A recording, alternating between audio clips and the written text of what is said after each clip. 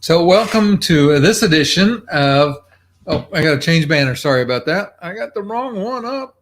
Off to a good start here. Welcome to this edition of Sunday Night Live with Traveling with a Chair. And we're going to talk today about leaving Alaska. We're going to go from Anchorage to Seward, and we're going to do the sail away, and we're going to go all the way to Hubbard Glacier. Okay. And if you didn't know, she's Cheryl. He's Ken. And so thank you, everybody, for joining us. Do me a favor. Let us know where you're watching from. We always like to know where our audience is from.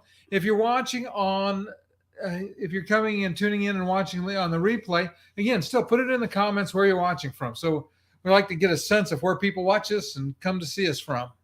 And we're in North Carolina this week. That's where we're from. Yep, we're on our office beach. So let's see. What else do we want? Also, do us a favor. If you have any questions, put any of your questions in the chat. That way we can answer questions. If we don't know the answer, we'll find them. And we got people telling us where they're from already. Pam, oh, you're from Canada on the East Coast. I know where you're from. And it's good to see you again, as always. We have some that are regulars, and it's always nice to see the regulars back. This is going to be, I think you'll enjoy this show today. Let me go back to my banners here. Because we're going to start with going from Anchorage to Seward. We talked about last week. We're going to fly into Anchorage on the day that the ship departs. Now, that is a little bit of a departure from norm for us. We normally fly in the day before, but we're going to fly to Seattle the day before so that it's not as hard on Cheryl's back, because it's a hard trip if she has to fly 8 or 9 hours in one day. So we're just going to break it up, give it a rest. But we're going to wind up in Anchorage. So I'm going to share some map stuff with you today. And Anchorage is right there. And where we're going to wind up is we're going to be in Seward, right there. But as you can see, there are some mountains and some snow and all kinds of things between the two of them. To get from Anchorage to Seward, you have two options, basically. Well, I'll give you three options. You can rent a car, but one-way rentals are pretty expensive. You can take a bus, and there's a variety. There's a variety of bus services. You can get small coach transfers if you have enough to split the cost to make it worthwhile, or you can get a bus. Now, we're going to take a bus this time, again, because it's 3.5 hour flight up, and the train is about 5 hours. But we're going to talk a little bit about the train in just a second. Well, actually, let's show. I've got a little bit of a clip. We love the train. We always tell them, if you have the time, take the train. It's a beautiful, leisurely drive. And we did that with our granddaughter, and we had a wonderful time. And they have meals on the train. It's really nice. Yeah, and actually, what I want to make a statement here, because this is one of the things I forget to talk about. In most cases, those of us that cruise, we fly somewhere and we get on the ship. And a lot of times right there where we get on the ship, there are things that are worth spending an extra day or so. Of all the places that it's worth spending some extra time is Alaska. Alaska is incredible. So I would highly encourage that you spend some time. And like normally what we've done in the past was we flew to Anchorage, spent the night in Anchorage, and spent a day, then get the train the next day to get to the ship. So we wouldn't be too rushed. But this time we're just going to take the bus. Yeah, the bus is a 2-hour ride. The train is 5. But here's a little piece of a clip of video that we filmed in 2019 when we were southbound. I just thought it would be interesting for you to see a little bit of where the tunnel's going. Because what you can see is there is a gorge. There's several tunnels. Yeah. And so you can see right here is a huge gorge. And on the other side of the train is mountains. They basically carved a shelf for the train to run on. And there's no road in here. There's no way to get to see this except on the train. I'm going to go back to, I'll stop the share for a minute. So, because I want to speed this up to, Now, and the train is fully accessible, as we've said before. We have a video of me on a lift with the wheelchair. They just you roll up onto a little platform, and they have a hand crank. So don't worry about it, electricity breaking down. They just hand crank you up, open the door up on the train, and you slide in. And it was very nice. Okay, sorry about that. I had popped that out because it didn't show what I thought it was going to show. I'll have to find the video on that. But it was just it's a manual elevator that takes you down. Now, I'll say this too: on the train, the upper part of on the Gold Dome service, and the Gold Dome is well worth it. You have a beautiful observation car, and they actually have an elevator to get you up and down on the while you're on inside the cabin. Yeah, inside the train. So you can go down to the dining to eat. The dining is downstairs. You can go downstairs dining even if you have a wheelchair, and then come back up to the dome car, which the top is all glass, curved ceiling of glass, and you can just see everything around you. It's beautiful. Yeah, and it's interesting because the train basically goes one side. Sure. Oh, sorry. I'm moving my cursor around, so I'll zoom us back out.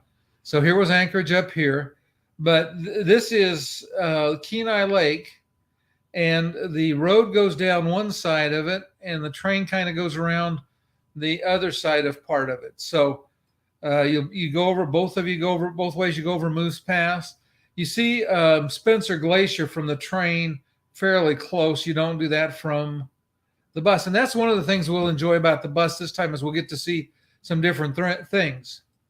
And you come down Bear Creek and you're in Seward. We'll zoom in on Seward here a little bit. Seward is a very tiny town, as you'll notice. That's pretty much all of it right there. And the train comes down to the north end of it. And again, they have the little lift to take the wheelchairs off. And but you can really get, if you're strong, you could push yourself pretty much almost all over this town of Seward.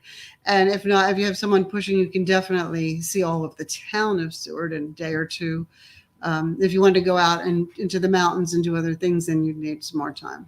Say the train, if you take the regular train, you get off somewhere. I think it's like right in this area here is where the normal train runs.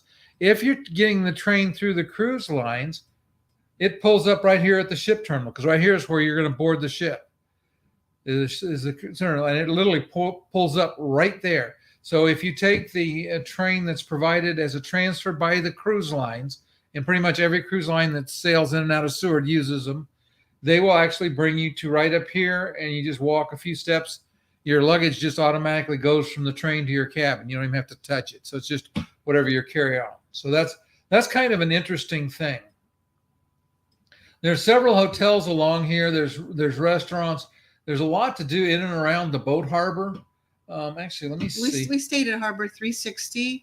It was very nice. The staff dealt with the fact that they just have these, customers just coming in and filling it up at night, and then all getting out on the cruise ships the next day. And I thought they handled everything very well.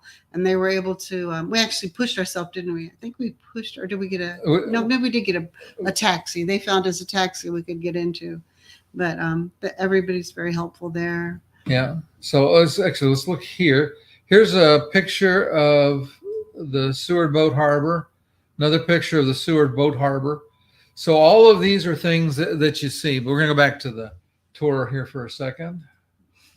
But from the Harbor 360, we took the city bus from there down to the Sea Life Center. And then we walked back I pushed Cheryl in her wheelchair back to Harbor 360. And like I said, it's probably a little over a mile. So it's not a bad walk. But one time when we actually moved around a little more than that, and the driver let us off, and then later it was pouring. It really started pouring down, raining, and he came and he saw us, and he came off his route and picked us up and took us where we needed to go. Yeah, wouldn't bet on that for everybody, but in the wheelchair, I guess he felt sorry for us. But yeah, it was. It worked really, really well. We enjoyed it. The Alaska Sea Life Center is I'm going to stop share for just a second. You can talk a little bit. Let me find it. Oh, at the Sea Life Center, it's also completely accessible. We have a video about that. And they have some, it's real nice, like typical aquarium type setting where you can stand by the aquarium and it's taller than you and you can see sea life in there.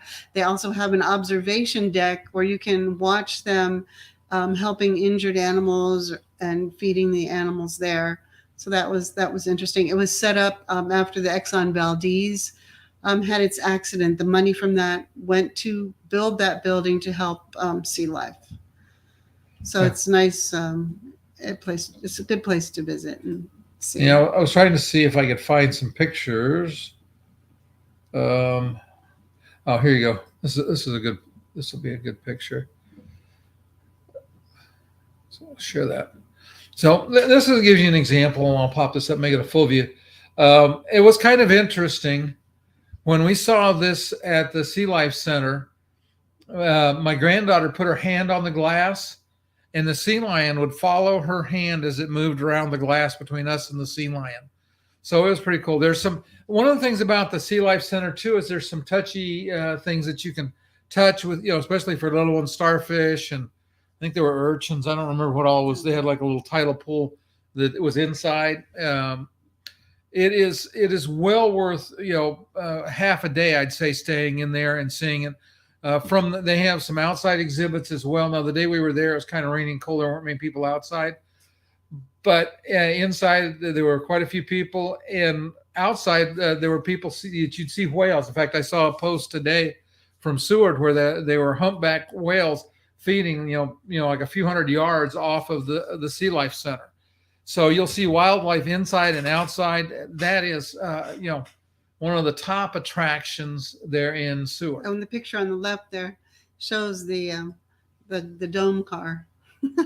Let's see, did it come up? There you go. This is the kind of car we rode in. You get an idea.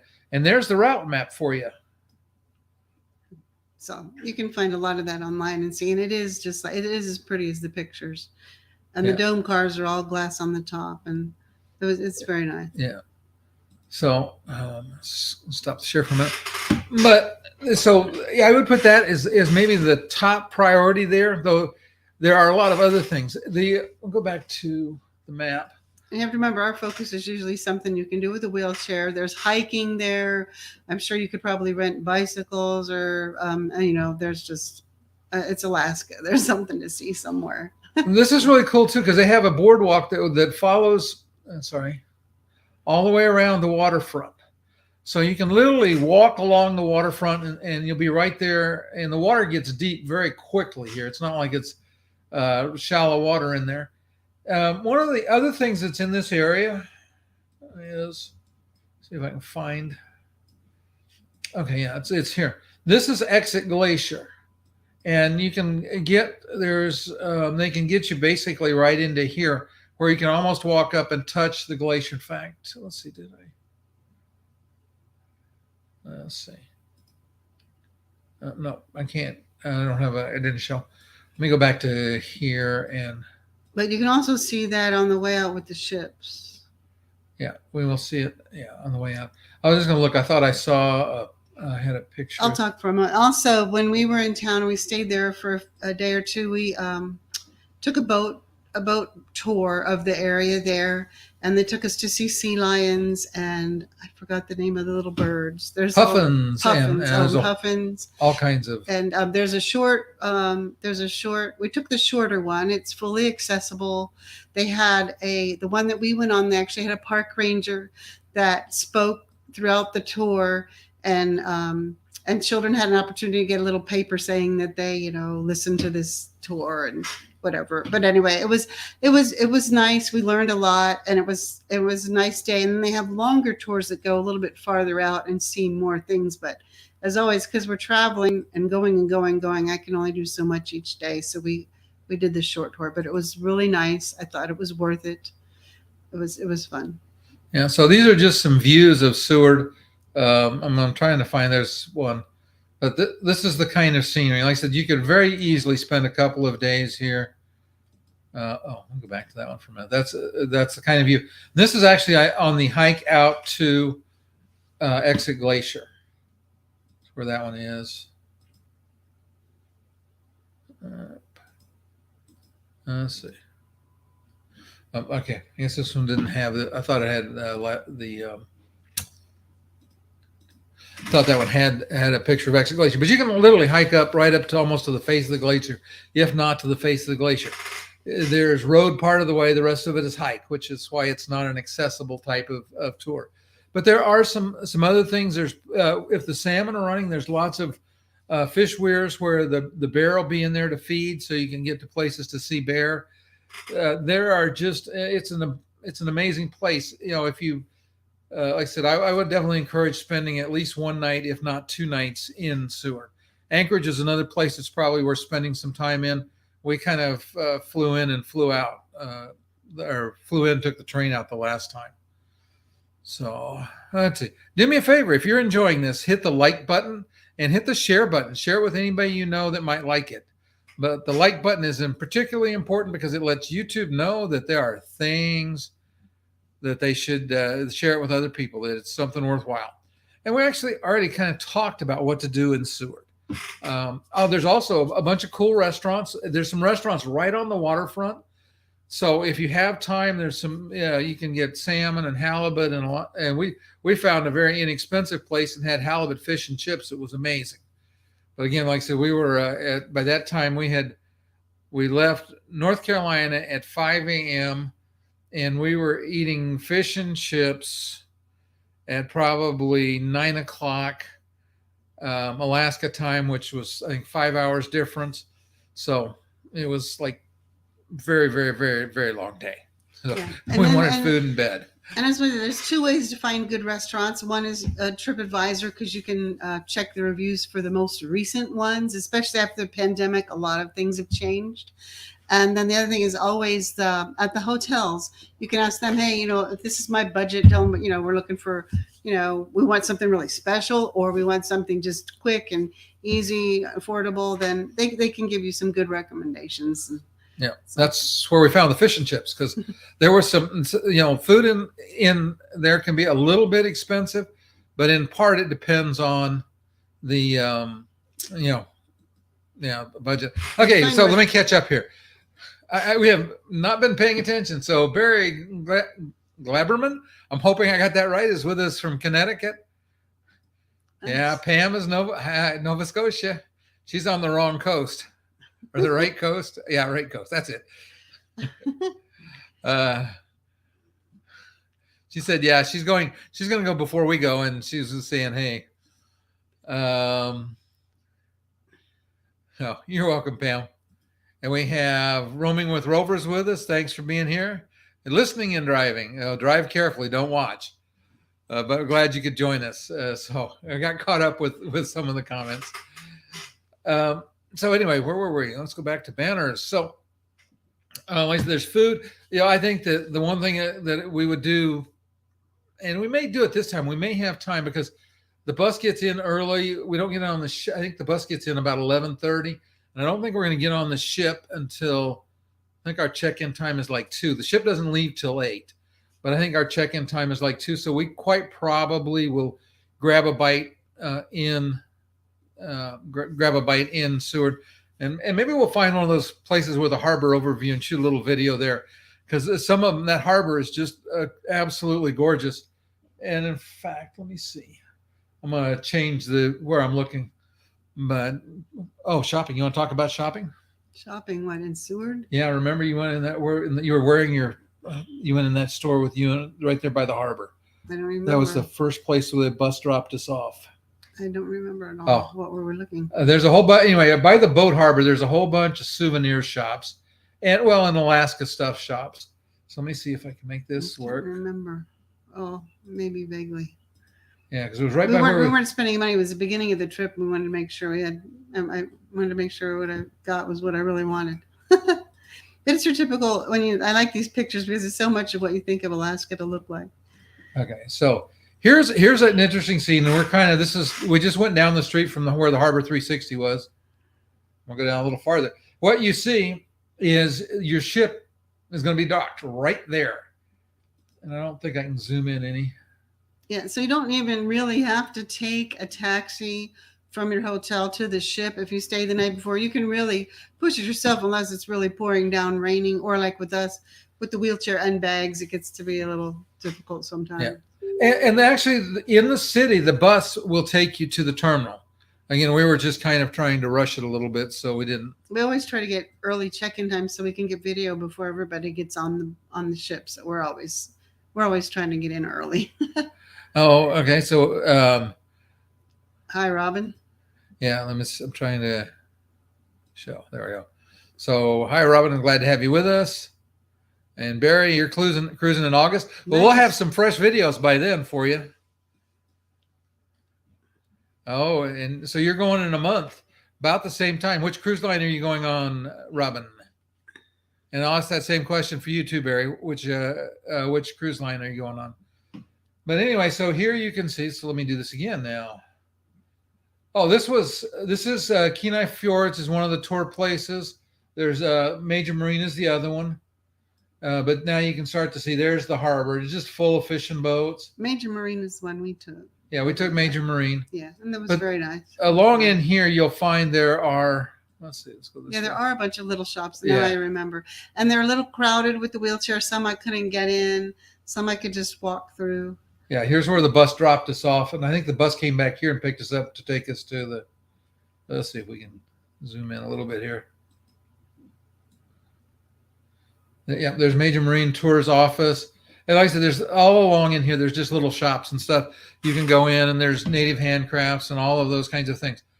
So, okay, Robin's on Carnival. And Barry, we're on Royal as well. That's the cruise line we will be on. You're probably on Radiance of the Sea, I would bet. And then Triple D is going to be on Ovation of the Seas at the end of May. She's 7 days, or they're 7 days, a round trip out of Seattle. So we will talk about all of those ports as we go along on this show. Today we're doing. Can't be a one-way out of Seattle. No, Seattle's too far south, and they they don't do. Oh, that's right. It's the inner. It stays on the inner passage mostly. Where to go, banners? Okay, so and we kind of talked about what to see in Seward. Like I said, it's a great town. I highly recommend. I would say spend 2 nights there. Because then you can get to see and do, especially if you've got some mobility or somebody in your party's got some mobility and wants to go out to the glacier and do all the things there are to do. If you're bike riders, a great town to ride bikes in. It's just it's a beautiful place. And like I said, because it is flat, it works really well, wheelchairs and scooters. It's you couldn't ask for a better town for exploring that way. So let's go to our next point. We're going to talk about our sail away from Seward. So let's go back to our satellite view. So anyway, let's zoom. Right here is where the cruise terminal is. You're going to get on your ship, one side or the other of that dock, basically. And sometimes there are 2 ships. I think the day we were there were actually 3 ships, because I think there was, we were on an NCL ship that trip. There was, I think maybe a Celebrity here. And then right at the end, I think there was maybe a Seabourn, but any one of the smaller expedition type ships. Because we would meet them again. They would show up. They left way before us, but they would be in Glacier Bay. And they were actually putting people out in Glacier Bay in kayaks. And it was, when it calved, there was some interesting waves. So like I said, it just looked like it had a huge chance for me of getting cold and wet. And cold and wet are not my favorite things. But anyway, so as you come out, and then what I would say is, if you board the ship, get food, get dinner early, because you're going to want to be on deck during the sail away. In June, in May, June, July, August, you're going to still have a lot of daylight to work with, at least a couple of hours. And so as you sail out, this is all whale country out in here. They literally, like I said, right off of shore here, there were humpbacks feeding this week in there. We saw orcas and we saw sea lions. You'll see sea lions all along here. And again, I mentioned last time, this is a place for long lenses and binoculars. You're going to definitely want those along as we're sailing out here. Let's see. Yeah. And I tell you what, for those of you that haven't looked, they're giving cruises away, especially the last week of May, first week of June. there's some real deals. I priced it for some friends of ours, and it was a little over, inside cabin was a little over $1,100 for the southbound cruise. Now that didn't encounter air and some other things, so that does add to. Yeah, no, it didn't include tax. Well, $1,100 included ports and taxes, didn't include tips. So that, like I said, that price was, I think it was listed at $264 a person inside. Oh, yeah. Yeah, say that was for 2 people. Yeah, so $1,100 was 2 people. Yeah, they've moved a lot of ships to Alaska this year. They expect it to be really, really popular. And so people that can go while some people are still in school, the ones that are available to go, you can get a really good deal if you can go early. And when we took our granddaughter, in fact, we did that. We got her school to let her out 3 days early because, well, she's a good student. So they said, okay, and they considered it an educational trip. Yeah, so they didn't even count as absence. Saved us a lot of funds going just 1 week early. You'd be surprised. Anyway, so you'll see that as you're going out, you've got a fairly long, narrow thing. So both sides of the ship, you're going to have good viewing. And then as you come around here, the ship's going to start to creep out this direction.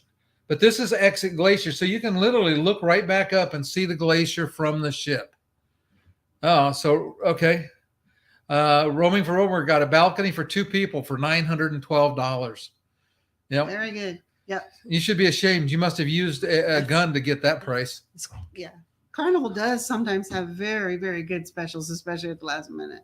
Okay. So now we're going to zoom out a little bit because put this back in perspective, because where we're going next is we're going to go out here, and this is the Gulf of Alaska. And what I will say is this is the biggest area of open water you'll have to cross. And you will typically probably feel some motion going across. I would say that if you have any motion sickness problems, and I mean, it wasn't bad the day we went. We've never had a problem though. But we don't have problems, but you could feel the ship moving. When you get in the inside passage, you have to look outside usually to know if you're moving or not. But our next port, and this is, I'm going to call this a sea day, because we cruise out and you cruise through across here at night, but it's 2:00 in the afternoon on the Royal Caribbean itinerary when we start to get here. The next day, right? Yeah, the next day. And this is Hubbard Glacier. And this Hubbard Glacier is, actually, let me just Google my facts. I'm going to take the map for just a second. I want to Google here. But I'm pretty sure it's the largest tidewater glacier in North America. But I want to make sure I'm right. I think so too. The thing I love about going up the little, like these waterways up to the glaciers on the longer waterways is the big pieces of ice that are floating by, and the colors that shine out of it is such a beautiful blue. It's anyway, it's just a beautiful trip. You might want to, if you have a balcony and a good video camera, just set it up out there on a tripod and let it go for a while, like an hour or so, and it'll be amazing. You can watch it one day when you want to feel more calm or serene. It'll just be a beautiful video. Okay. And we're going to talk about Hubbard Glacier. We're going to talk about some more pieces associated with this in just a minute. But so let me do this. I'll pick up that. Let's do this.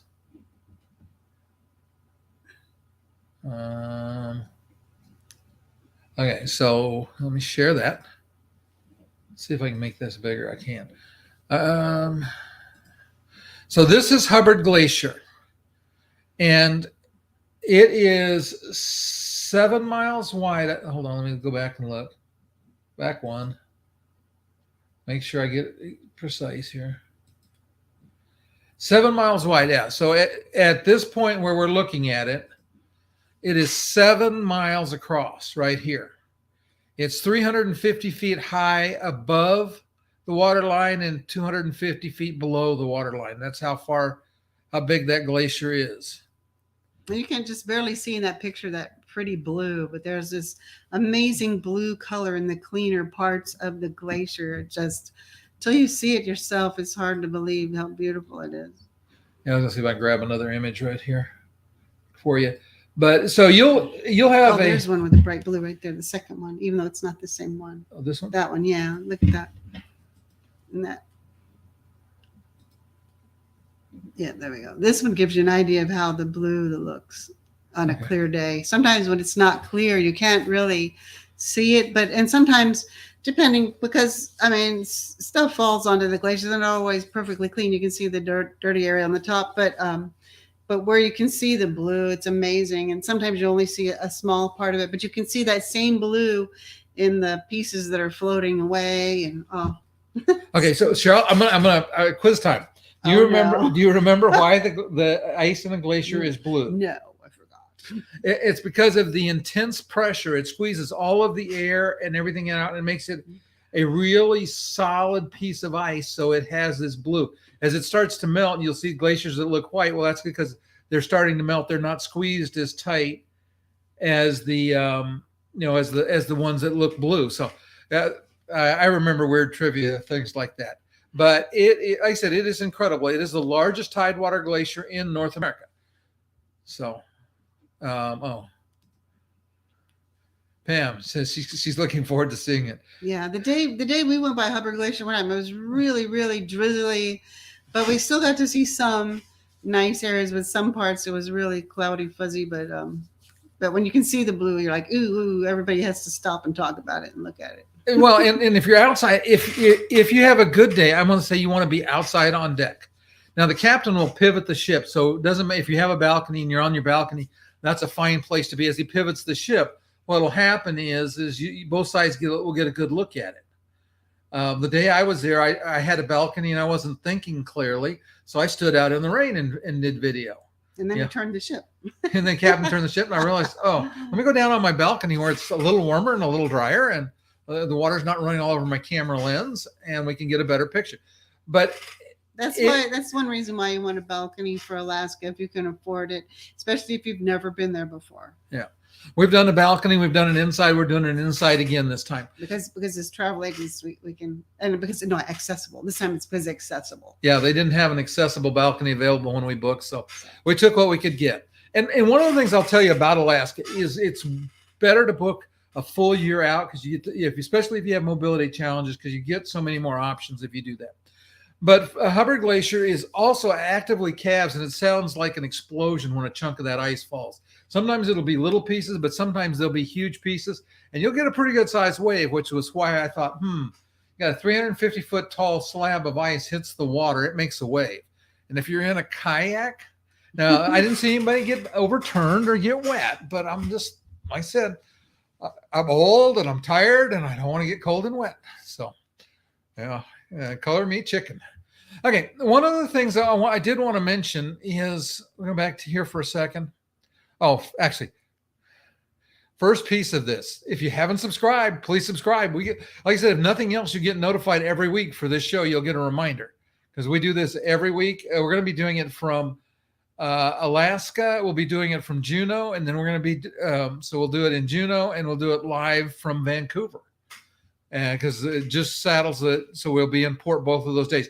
The one thing I will say briefly about internet is that in Alaska, I would not expect great internet on the ship. I think that's true pretty much for all of them, because of where the satellites. Most of the satellites that ships use right now are parked down along the equator, and so you just don't have the signal strength that you'd have if you're doing like a Panama Canal cruise. We did a Princess Panama Canal cruise, and we had great internet the whole time. We did a Southern Caribbean, had great internet. We went to California, which is a long ways north, and did a cruise, and we had pretty poor internet for most of that. Okay, so go back to the sea day for just a minute, and Hubbard Glacier. One of the things that I'm going to point out for everybody to think about, for your consideration, is this is a sea day, and for us, thank you. For us, a sea day is I don't want to phrase this, is the day to play on the ship. So you can get up and do all the stuff on the ship. There'll be miniature golf and all kinds of things. Some of them will have pools that are enclosed. Now, as we mentioned last time, we won't even pack a bathing suit. Probably won't pack any shorts, because we want to get as much mileage out of our luggage as possible, because we'll be gone about 12 days on the trip. It's just easier not to pack things that you don't really need. So we'll wear slacks and jeans and those kinds of things. If you've got, like I said, if you have a sunny day, be on deck for Hubbard Glacier. But getting to Hubbard Glacier is going to be your day to, like I said, plan on doing ship things. And there's always things to do on the ship. There'll be music to listen to. There's just a lot of things going on. The port days, we usually tend to try to use as much of our port day in port as we can. So when we get back, like Juno, we'll talk about next week's 9 a.m. to 9 p.m. You get back on at 9 p.m., you're not going to feel, after 12 hours ashore, you're going to be like, food in bed, and maybe not even food if you ate ashore. So pop that out. The one thing we also do, and this as just as a suggestion, is when you're going to be at Hubbard Glacier. So we planned on Royal Caribbean, they have what they call chef's table, which is like a special meal where they pair all your food and your wine, and the chef, at least sometimes you'll go to the kitchen. Didn't even look at the details on this. So this is our first time to do a chef's table. We're doing it at Hubbard Glacier because, again, this will be a nice quiet day to do that. Let me ask, anybody have any questions? I have not been paying attention because we do take questions. So I'll give everybody a couple of minutes to put a question in and watch, because you guys are probably a minute behind me. So we will give you guys, if you had any questions. But if you've never been to Alaska, it is, I'm convinced it is the most spectacular cruises you'll ever see. If we had to pick one place. Okay, Pam asked a question. She said the chef's table, was it about $90 a piece? Yeah, I think on almost any cruise ship, it's usually like between 90 and 110 a person. That's why we haven't done it that often, but we thought it would make a great video. And we thought, well, we like food too. So instead of doing that, we usually do, we like to get like the dining packages, but where you get like a couple meals at the specialty restaurants. But this time we opted, instead of that, we'll do the chef's table this time. Because we've eaten it there are no new. Okay, so show that. Pam, I'm going to find the answer for you right now. Yeah, it's usually off in a room, separate from the dining room area, and there'll be maybe about 20 people allowed into it, which is probably why it's also more expensive. And you'll be there with one of the main chefs will be eating with you and explaining probably how the food is cooked. You can ask him questions about the wine. Okay, so here we go. Oh, yeah. As you can see, it's got $4 signs on that one. And you got to dress up. Oh, I didn't realize that. Yeah. So we'll have to, but I mean, it's not, it says formal, but it says you join an intimate group of fellow foodies on the chef de cuisine. White tablecloth dinner, 5 exquisite courses range from scallop carpaccio with yuzu vinaigrette to grilled filet mignon, served with truffle potato puree, each paired with wine. And so this gives you an example. We get garlic croutons. Yeah, smoky tomato soup, Maine lobster salad with pineapple, cilantro, and vanilla dressing, roasted branzino. Okay, we've got our check-in time already for the end of May. So I think it's 60 days out, Robin, that you can get your check-in time. And, yeah, if you're a late booker, then you're going to get what's left, which is probably later. So most people like to get on early, get lunch, and run around, see the ship all they can as fast as they get on there. You can book this on some of the cruise lines. You can book it ahead of time. So we've already booked that for our trip coming up next month. Yeah, and you might be able to book it on the ship, but because there's only usually and then they have this one. I think they have it on more than one night, but on some ships it's one night, one table, like 20 to 24 people, maybe just 18 people. So because it's so limited, if you want it, then you should probably book it as soon as you have the opportunity. Yeah, that's one of those things, again, booking early, the same thing. So there's the course 1, course 2, course 3, course 4, course 5. And this one would be all right for me. I think Cheryl wouldn't mind it either. You get peanut butter ganache, Valrhona chocolate mousse, and salted caramel gelato. And you get a wine or a drink with it. Oh, and the reason that we also booked this one is that we liked these foods better. A lot of times they have some really unusual foods, so it's like really special. But I don't want a 5-course of things I've never eaten any of those 5 things. And sometimes that's what's on that menu. So we looked at this and we thought we could eat all of this stuff. So we decided this will be the one we're going to video. Yeah. And for those of you that are on the Royal Caribbean, if you've never done their specialty dining, and this, I'm not getting a plug for this, but I will tell you, I am for sure a believer that Royal Caribbean has some incredible specialty dining, and we'd like the dining package because you can eat at the specialty restaurants. Most specialty restaurants, you can get lunch. Oh, there you go. Thank you, Robin. You can get lunch and dinner on sea days, and on port days, you can get dinner and eat at a specialty restaurant every night. And it's not Sabatini's. It's I'll think of the name of it here in a minute. It'll come to me. But Royal Caribbean, their Italian is great. Their steakhouse is incredible. So, like I said, I would encourage you to think about those if you like food. Now, there's nothing wrong. I was going through courses. Sorry, I stopped to talk. There's nothing wrong with the food in the dining room. I mean, that's great too. But there's sometimes it's just really nice to have that little bit extra. It's just like one notch above. And the service obviously is a step up in the especially restaurants as well. So, Robin, tell us, did you enjoy specialty restaurant? I'll give her Chef's Table. Or Chef's Table. I mean, yeah. And again, like I said, I encourage you to think about it. Book the things that you want early, but this is a great day to do it. You'll have one more sea day at the end. That would be the other day to focus on ship, because the rest of the time when you're in Alaska, you're going to want to be off the ship and on shore. When we go to the islands, sometimes we don't even get off. We'll stay on the ship. In the Caribbean. In the Caribbean, yeah. If we're going like island hopping, especially if we've already been there twice. Yeah.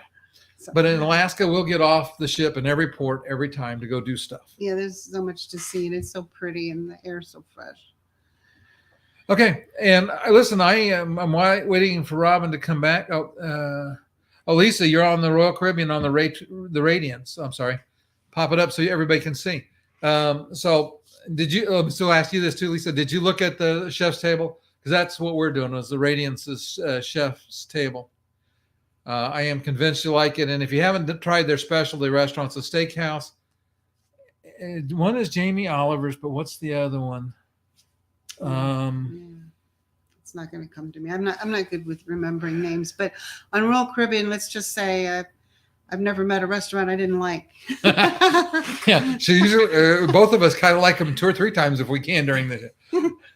And that's when the unlimited dining package is such a bargain.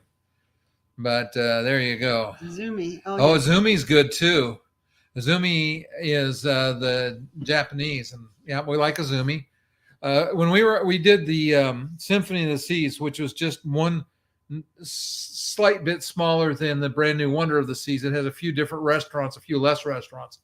But we wore out our dining package. They had Wonderland. We ate there. We ate at Hooked Seafood multiple times. We ate at Jamie Oliver's a couple of times. We ate at the steakhouse. Wonderland is a must if you have a little girl, and they know this.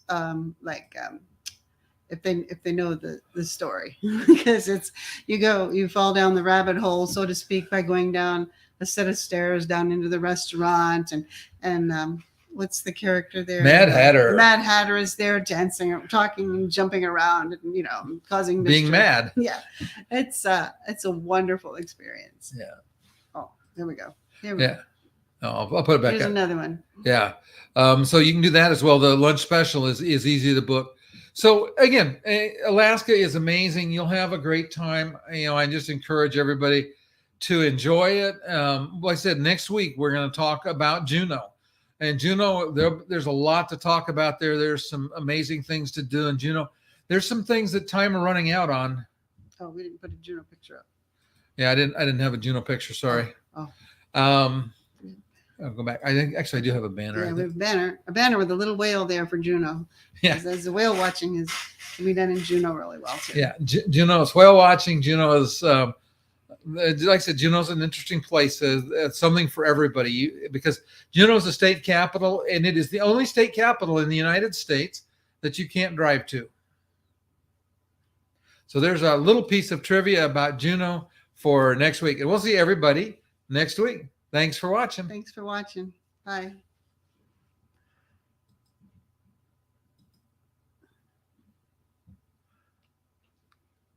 And the answer for you, Lisa, is yes.